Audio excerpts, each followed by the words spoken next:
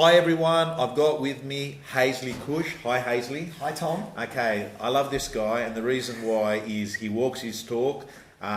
He used to own all of Ray White New Farm. Yep. Now he just owns the property management part of the business. I'm a property manager today. Property manager today.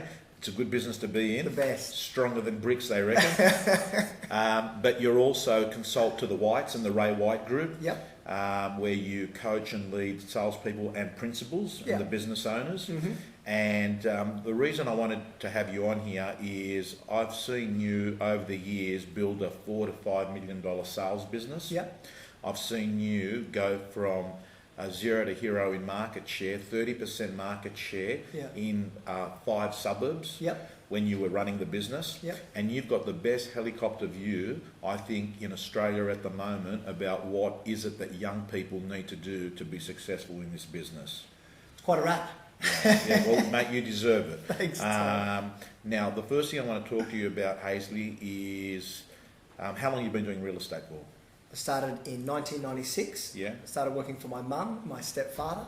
It was big changes, you know. And I was 18. I just turned 18. I wanted to be a TV star. Right. And didn't quite work out. I've tried to make real estate look at this today. You know, it's like being a TV star now. Yeah. Well, you are. 14,000 people. Some more than some of the TV channels you're watching out there. So that didn't really work out, and Mum said, "Oh well, why don't you come and work for us in the office?" And the advantage of working for my mum in the 90s is the market was tough, really tough. My mum was very tough, and my stepdad was even tougher. And I had the luxury of being belted. You know, like they were so honest with me in all of my shortcomings, and I had no option to leave. You know, there was my mum and my stepdad. It was the beginning of a career, and they were really honest. And there was no choice of leaving. And the biggest thing that I see today, and I've employed lots of 18-year-olds, if you go too hard, they want to leave. Yeah. If you don't go hard, they don't develop the strict structure that they always need. And for me, you know, having that grounding with them, their honesty, was a wonderful foundation for a career. And the guys that I've watched who you can be honest with, give them direct feedback, not be rude, not shame and blame or pick on, but just be honest. You know, you're not working hard enough, you're not doing the hours. I know you'd love to leave at 5, it just doesn't work. Right. You're single, you've got no kids, you've got the luxury of time. Beat them with your advantages, put the hours in now. Those people that do that really succeed and excel. And the ones that don't, they don't want to listen, or they think there's an easier route, they fail. You know, so I had this great foundation in 96. Okay, so Haesley, that's really interesting, because what you're saying is that it's good to get hit hard and get hammered, yet some salespeople would say they want to go into an office and feel terrific about themselves. So where's that balance? And I suppose the language of being belted is it's aggressive. And I never... there were some things that I learned from how it was communicated with me that the lesson that I learned was I would never do that. So I shared the same message in a less aggressive way. Yeah. So if I needed to give you some feedback, we wouldn't do it in a public environment where you would feel ridiculed and embarrassed. Right. We'd send the message of the importance of the activities that we need to be doing in the market at the time. And then maybe you and I would catch up separately, and I'd say, "Tom, you know, when's the last time you set the alarm on the office?" And you said, "Oh, Hayes, I didn't even know we had an alarm on the office." I said, "Tom, that's the problem, mate. Right. If you've never set the alarm, then you've never been the last person out of here. You're 18, 19, 20. If you're not the last person to leave, how are you going to be the best person in here that is the last person to leave doing less?" So not being mean or rude, but being honest. And I think sometimes we've got to lead our leaders, you know. Being a principal of a business doesn't come with a rule book, it doesn't come with an instruction book. And sometimes they give us this hard feedback and we think they're just being mean. But if you can just dig through it and find the message, and you can take the good out of that message, you know, these people, a lot of our principals have got there because they did these things. They don't always articulate it that well. Right. but there's some good in their message, you know? Okay, Haesley, on this issue, last to leave the office, turning the alarm off, is the hours important in the business? I can only speak from my experience of what I do, but we deal in a business where our clients usually only have time to discuss this business after hours. So we deal in a business of after hours. Right. You might not get in, you might take some time off through the day, but nights are when people have the freedom to talk about their property, about whether they're going to sell it, whether they're going to buy it. We can build a relationship with them when they're not at work for future, for future relationships to pick up listings down the track. Buyers as well have time available. And Saturdays is a whole day of after hours. So I work long hours. You know, I've always, even now since selling the sales business, I thought it would give me much more free time. I'm still doing 70 plus hours a week. Right. But you can do this game and not work long hours, but you've still got to do after hours, which does involve turning the alarm off. You know, it was just a really easy KPI for me to say to our guys, hey, when's the last time you turned the alarm off? And when someone says, I've never turned it off, you think, well, you've never been the last person to leave the office. Yeah. How can you beat everyone else in here? Yeah. Leaving before them. Yeah. You know, in my office at New Farm, when I left, our top guy when I left who bought the business, a guy by the name of Matt Lancashire, he would be in at 7:30. He would sometimes be there at 9:30, 10:30. I would have agents come to me and say, how do I beat Matt? Yeah. And I say, well, I can give you a tip now. You're not going to beat him doing less. Well, there's a big takeaway point there, and that series, $1 Million Listing, if anyone's watched it, Frederick, the agent, where he says he's a funny character, but he makes a very valid point. I outwork the competition. Yeah. You know? Yeah. I outwork the competition, and I think, Haesley, you couldn't have summed it up better by saying is, how are you going to be the best if you're not the one leaving last? Yeah. Just so well said, Haesley. Haesley, you also do auctions every month? Yeah. Probably a couple of times a week. Couple of times a week. You're a big believer in auctions. Yep. You're a big believer in vendor paid advertising. Even in 2013, you're a big believer in print, and you're one of the people I also, apart from liking you because I like you, Nice. also like you because you actually go out and you help agents to actually drive print as part of them becoming attraction businesses. Yeah. What is it that you've noticed why do some agents get auctions? Why do some agents get VPA and others don't in the same office? What is the difference? So I'm fortunate I've had a lot of time to think about this. I didn't know this question was coming, but agents ask all the time, where's the green guys? Why is it easier for them? Why does Tom always get the big ads? Well, Tom always gets the big ads because he asks for the big ads every time. You know, I have agents say, I can't get a half-page ad. Oh, when's the last time you asked for one? I've never asked for one. So you're waiting for a vendor to sit you down and say, hey, Tom, thanks for listing our property. How much are those half-page ads? Let's do a couple of those. Like, you're never going to get ads waiting for the vendor to do the listing presentation on you. Yeah. You know, you're going to get big ads by, one, knowing the product. Two, knowing the benefits of it. You know, if you don't know your product and you don't know the benefits of it, then you're never going to sell it. So we go through a process with our group where we say the first step is ask for ads. Know the product, know the benefits of it, have some good stories, and then ask. After a little while, you're going to get some ads. Then you're going to develop your story. So we say first you ask, then you sell. So instead of just asking for the ad, hey, look, Tom, I did this listing. I had this property last week. We did this campaign. I actually met with an agent this morning. We went through this. Her last campaign, she got 104 buyers through, 20 bidders at the auction. So now she just asked, and now she can sit down at the next listing presentation and she sells. So first ask, then you sell. I did this last week. They didn't want to spend the money. I can now do, I had 104 people through the front door, 20 bidders. When that vendor looked at their offer, they didn't think, is there any more money out there? They knew there was no more money out there. And then the next step after that, where the lead agents are, is they tell. They're pre-sold. You know, so they go and sit down at the table. Right, so Tom, what are we doing? Well, guys, you want this. This is the campaign that we're doing. So it's a three-step process. First you ask, then you sell, and then you tell them. And for me, I think that agents who really want to get more in print have got to understand that the digital era is fantastic, but the digital era does what we used to do as agents. It qualifies buyers for us. So if I'm out there being a buyer, I only want to see properties that I like. So I refine my search, pick the suburb, pick the number of bedrooms, pick the pool that I want. Well, when I was selling in the 90s and you said, hey, Hayes, I want a 4-bedroom house with a pool, I would take you to some 4-bedroom houses with a pool, but I might take you to a 3-bedroom where you could build a 4th bedroom. Yeah. And I might take you to one with a big yard where you could dig a pool. And you didn't really need the pool now, you just like one. You didn't really need 3 bedrooms, you're just about to have 4 bedrooms, you're just about to have another baby. And you could buy this one cheaper and do the work.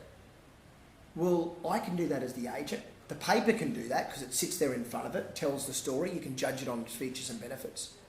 But realestate.com, you hit 4 bedrooms plus and the property just vanishes off the screen. So it's a wonderful tool, but it's not the only tool. And too often as agents, we got caught in this trap of, let's just sell the pre-sold easiest thing. Yeah. Well, digital's fabulous. It's pre-sold and it's easy, but it doesn't tick all the boxes when it comes to best price, most buyers and competition. And that's why the real estate fraternity has so much to gain from print, so much to gain.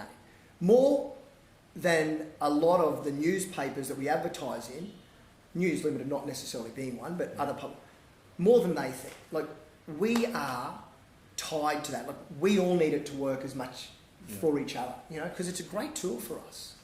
Okay, so Haesley, there's absolute gold, and if you're the sort of person that needs time to digest things, press the pause button, move your finger on that iPhone and move it back, and just listen to that part again, because 90% of it, or most of it, I won't call it 90% of it, I'll say most of it is actually asking, it's Haesley, best summed up, my daughter once said, I can't do that, and I said to her, well, if you don't think you can't, you can, you don't try, you're always right. Yeah. So you always tick the box, I was right. Yeah. And I think it's a little bit the same with VPA, isn't it? So I had this guy, a gentleman, say to me in another state about a month ago, he said, what do I need to go into the paper? I've sold every property online. And I said, have you ever been in the paper? And he said, no. Well, that's why you sell every property online. Yeah. You're never going to sell one in the paper, always going online. Correct. You know, this is my piece. It's simply put, as I can say this to you, wherever you're watching this, I cannot be convinced that a fabulous digital campaign is better for the vendor and will guarantee more buyers than a fabulous digital campaign and a fabulous print campaign. Yeah. I can't be convinced that this one is better than these two. And then all the extra stuff that we do as agents. It doesn't stop with print. The letting the neighbours know, the grooming back through the database, the going back to past open for inspection lists. Just being online is really making the extra mile way closer than it used to be. So, Haesley, what you're saying is, if there's an agent out there saying, I need to get onto this print because it's going to help me build my brand, you're saying, hang on a second, this is more about getting the more buyers. This is more about having this property get energy, not just necessarily about you just building your profile. No, and I will share this with you. It was a real light bulb moment. I was sitting at a listing presentation when I had this moment. You know, you get an objection and you greet it with, like we all do in objections, like, oh yeah, look, that makes sense, but, and you start mentally unpacking cupboards in the back of your mind, looking for the solution. And this vendor said to me, you just want to do this, Haesley, for your profile. And I said, oh look, I can understand you say that, and I start mentally unpacking cupboards, and I worked through it. And where it led me to, and we probably don't have time to go through it all today, but where it led me to was this. A vendor that tells you that you're doing it for your profile is effectively acknowledging that you will get business from the ads. And if they're acknowledging that you'll get business from the ads, and they're acknowledging you'll get listings from the ads. And if they're acknowledging that you'll get listings from the ads, then they're acknowledging that local owners read the paper. And if they're acknowledging that local owners read the paper, the best buyers for local property are local owners. They know the values, they know the area, they're motivated. So then, if local people are reading the paper, and local people are coming to me, then local people are reading the paper. And that's why we advertise. And profile for me actually means profile for you. Profile doesn't discriminate. So profile for me means that the paper is working. If I got no business from it, then the paper wouldn't be working. If you're saying I'm doing it because I get business, it means the paper's working. Profile doesn't discriminate. If I'm getting profile, then I'm only getting profile because they're seeing your property, inquiring about it, and then coming through. Profile for me is profile for you. Brand for me is brand for you. So beautifully said. But them first. Yeah. They're not going, oh, let's forget the house and the text. Let's just read Tom Panos down the bottom. They're going, house, text, who do I call? Oh, Tom. So Haesley, you're saying acknowledge it. This is not some big secret. This is, yes, there's publicity and I'm part of that publicity, but in reality is that I'm on the ad, but the house is what takes up most of the ad, you know? People don't watch the news to see the newsreader. They watch the news to hear the news. They also find out who the newsreader is, and the newsreader gets some profile because of it. But they're not watching it to hear them speak about the news. They want to hear the news.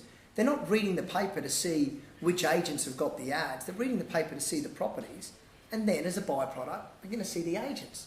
I have seen the agents in my office that get it, that ask for the ads, that get the big ads. Sorry, in Matt's office, my old office. There is a direct correlation between more buyers through the front door, more competition, better price, and then on the other side of the fence, more access to more people. Well, those relationships groomed properly will lead to more business. Okay, so you know, you're listening to a guy, $4 to $5 million business, 30% market share in the areas he was operating. Success leaves clues. This is not someone that has not walked their talk. He's talking about stuff that he's done.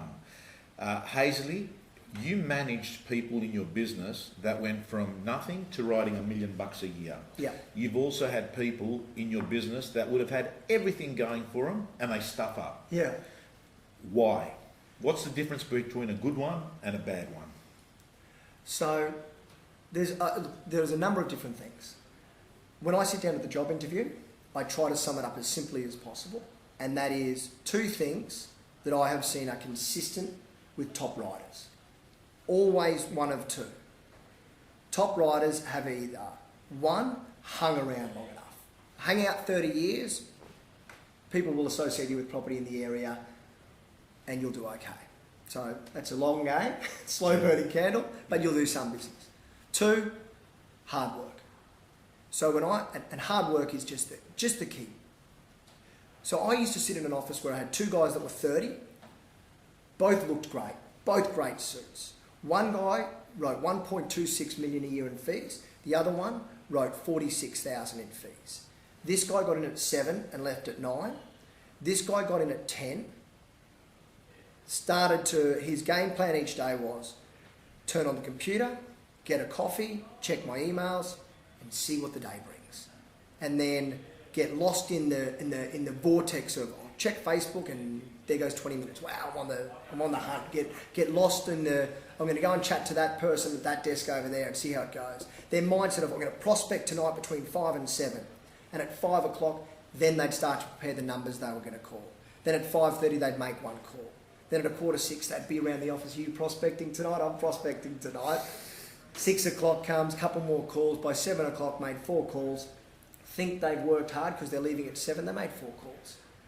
The other guy, door shut, calling all day long, and just following up, following through, vendor calls every day, sections of every day in tomorrow business, section of every day on servicing, section of every day on buyer follow-up. There's a guy who I'm sure you've had on your show that you know, Mark McLeod.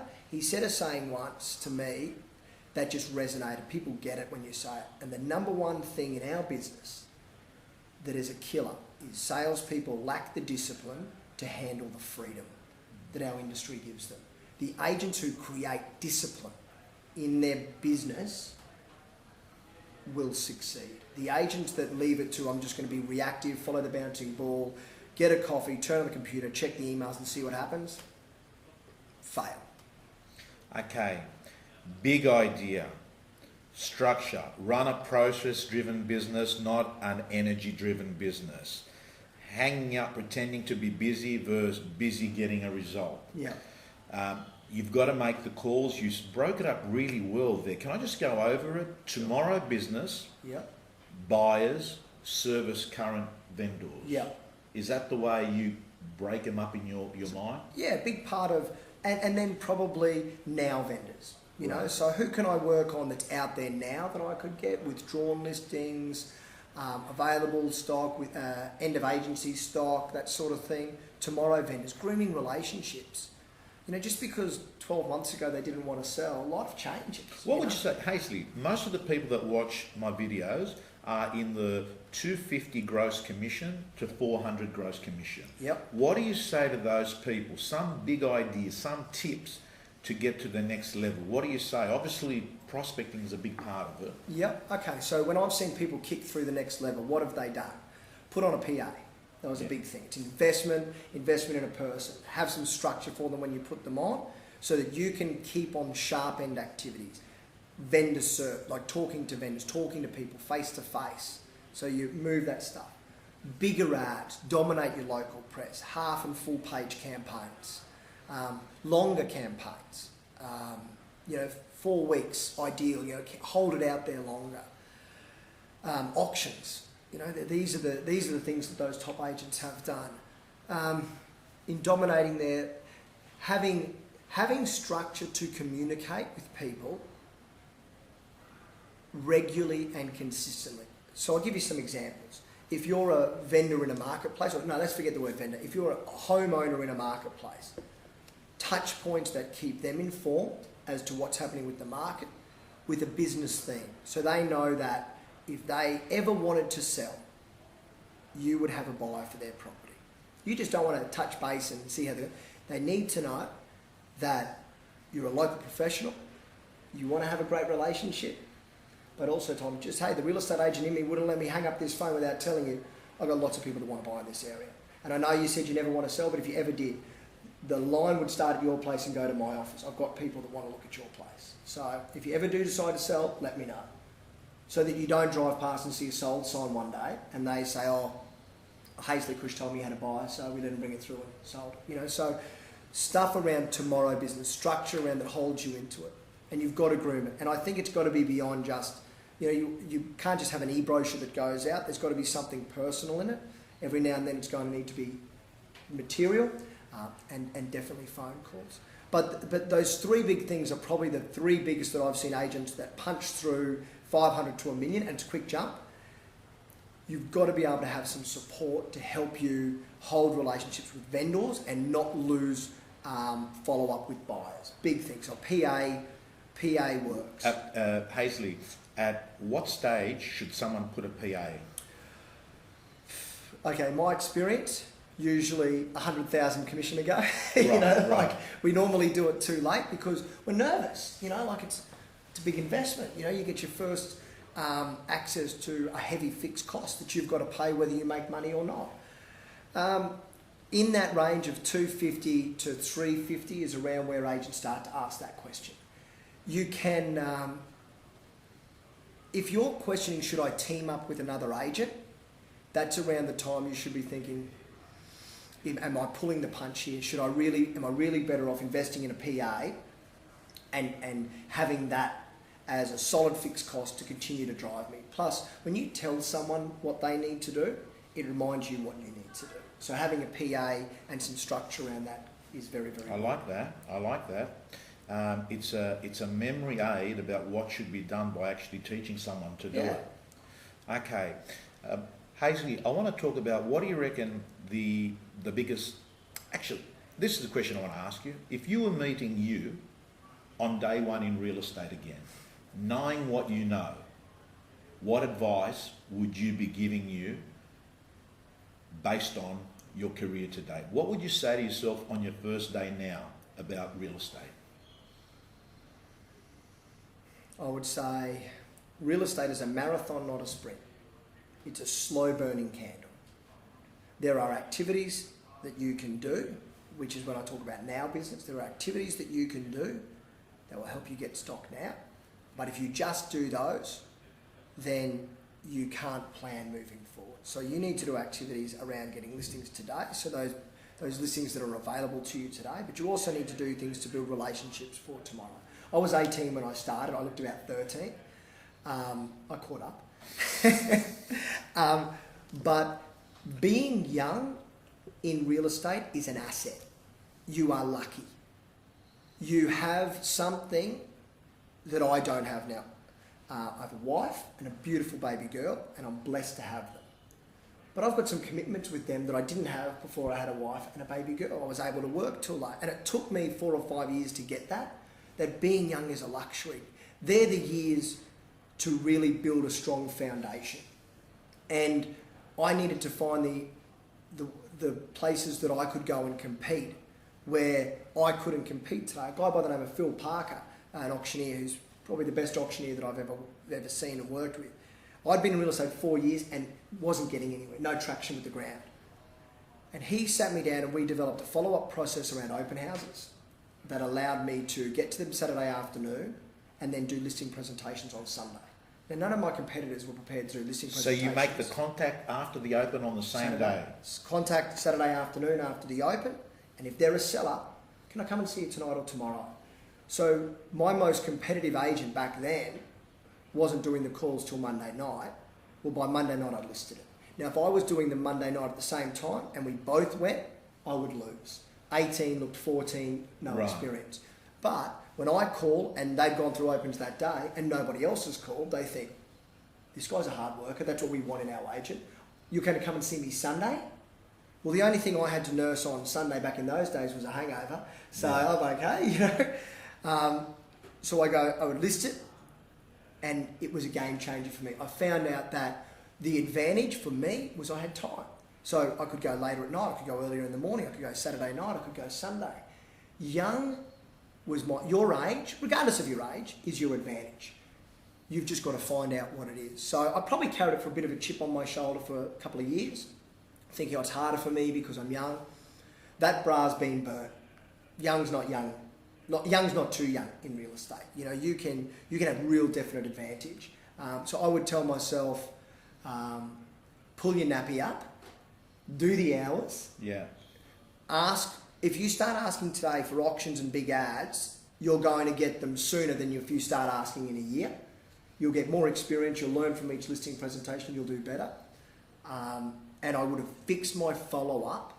I would have fixed my follow-up sooner. It took me 4 years to get my open house follow-up right. And when I fixed that, I fixed my open house follow-up and my vendor service. I never, after 4 years in, I used to, for the first 4 years, have that black spot of I haven't spoken to this owner for a week. I don't know what to tell them. I'm waiting for something to happen so I can call them. After 4 years, I just called them every day. Every time I called my owner, it was a delightful conversation. Right.